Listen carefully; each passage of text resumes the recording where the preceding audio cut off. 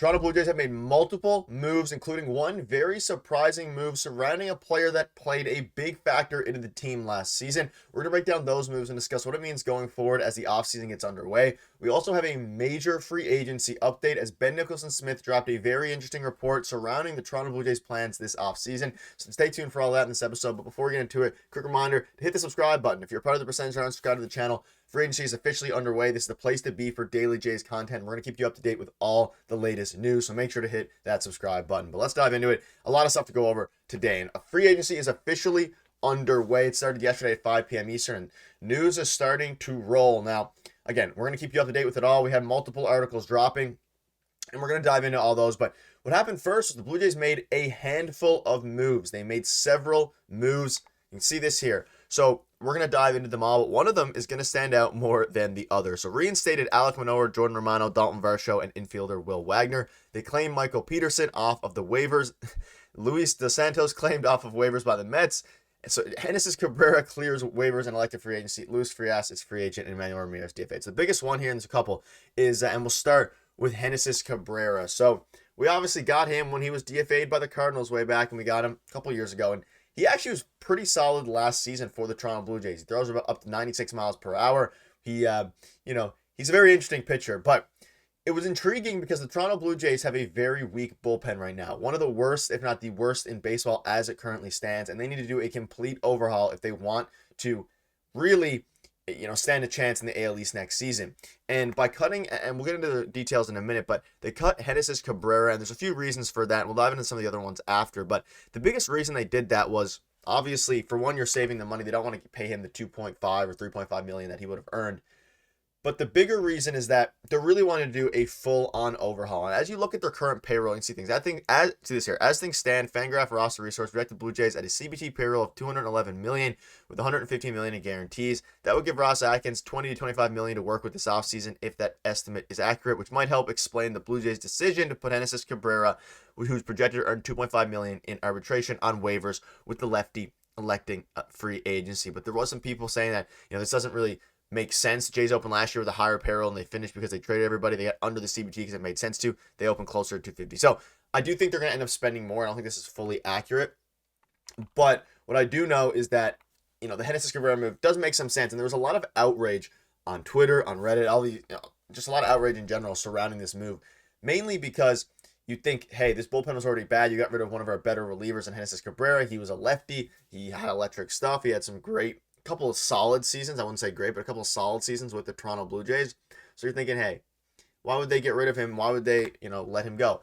However, let's keep in mind here, there's a couple different things. One, the peripherals weren't phenomenal for Genesis Cabrera. He doesn't strike out a ton. He walks a lot. And again, the fact that he cleared waivers means that the 29 other teams in the MLB also thought the same thing. They didn't put a claim on him. So now he's a free agent. Now, will he find a team and find a spot? Absolutely. I'd say he will. But as Avery Chenier says here, the Genesis Cabrera decision makes sense. Strikeout rate under 19%, walk rate over 10%, and FIP in the 5. His best stat was his ERA. And, if your best stat, obviously ERA is a very important stat. But at this point, with the way, all the advanced analytics work, his advanced analytics screamed regression. And if the Jays want to completely overhaul their bullpen, they're going to need people who also, they need better pitchers than Genesis Cabrera. That being said, the bigger story here is that Brendan Little, a guy who played phenomenally for the Blue Jays last season, can be had at less than half the money of Genesis Cabrera and can probably give you, he gave you more than Genesis Cabrera did last season, but let's say he regresses back to the mean a little bit. He can give you 80% of what Genesis Cabrera does, probably even better. He could also, be better, who knows. But he gives you about 80% of Genesis Cabrera gives you on the safe side for a lot less money. And that's the biggest thing here. They're trying to really use their assets wisely. One of the biggest things surrounding that is, of course, playing your cards right. And I think the Genesis Cabrera move is right. Yes, he had some good seasons for the Blue Jays. Yes, he had some good innings. But at this point, the Jays need to do what's best for the team. And I actually fully agree with this decision. Fully agree with it. So let me know in the comments what your thoughts are on this. And again, regarding the other moves, nothing too crazy. We saw Luis Dos Santos, I think, in 13 games last season for the Blue Jays. Solid fielder. Wasn't going to factor into their plans. Luis Frias, again, he was not very good. Emmanuel Ramirez was DFA'd. And they got a guy, Michael Peterson, off waivers from the Marlies. So they're making some moves. But it is good to see, Manoah, Romano, Dalton Varsho, all these guys are going to be ready for a next season. And it's good that we're getting transactions again. And again, it's the offseason has officially begun and tons of moves are going to be happening. And that means that there's a lot of reports and rumors circulating. Let's dive into that part of the video now. There's going to be a lot of videos coming out because tons of reports are dropping every single day surrounding this. And we're going to start with one from Ben Nicholson-Smith. And again, we'll have another video either later today or tomorrow surrounding some more interesting details regarding Juan Soto and their plan there.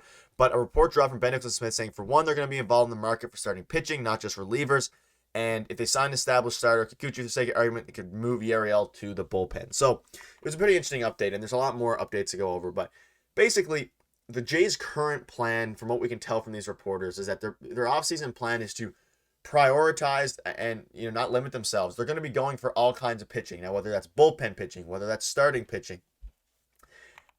I'm seeing the Jays linked to Kikuchi a lot, and I would not be surprised if Yusei Kikuchi returns to the Toronto Blue Jays next season.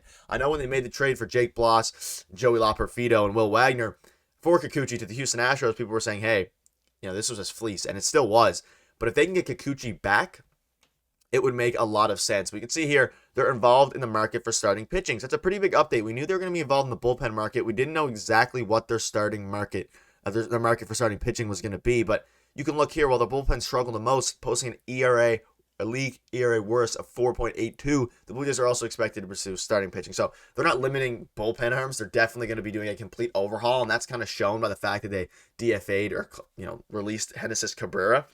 But that being said, I like the idea of signing a starting pitcher. I would be all in on re-signing Yusei Kikuchi as well. It makes a ton of sense to me.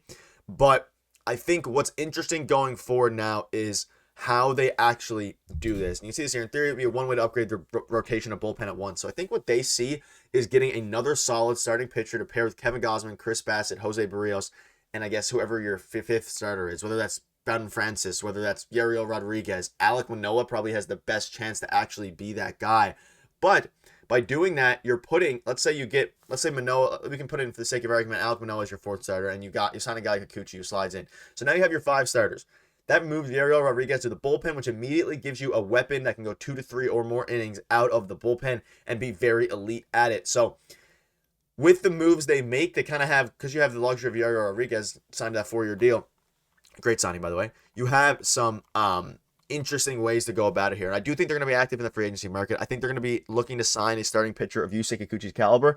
And I would not be surprised, I'm going to say it now, on day 1 of free agency, or technically officially day 2, if they re-sign Yusei Kikuchi. I have a feeling that they're going to do that. We've seen names, Ben Nicholson-Smith links the Blue Jays to players a lot of the times, and usually when they hint at them early, I think Kikuchi is probably going to be a Blue Jay. So let me know down below what your thoughts are on this. And before we wrap up, Steamer projections are out for 2025. Just wanted to throw this in there. So notable numbers for the Jays include Vlad at 154, Horwitz at 123, Kirk at 120, Wagner and Bichette at 117, Alan Roden at 110, and Springer at 109. So Steamer projects some improvements out of Kirk, out of Bichette, of course, out of Alan Roden, a guy who has been in the AAA for a while, has been a very good hitter, was on fire last year, could definitely factor into the team, which would be very interesting. And of course, George Springer at 109, who coming off of a sub 100 WRC plus season. So let me know down below what your thoughts are on this. A ton of news. We're going to keep you up to date. So again, make sure to hit the subscribe button. It's going to be very interesting going forward to see what happens. Thank you guys for watching. See you later.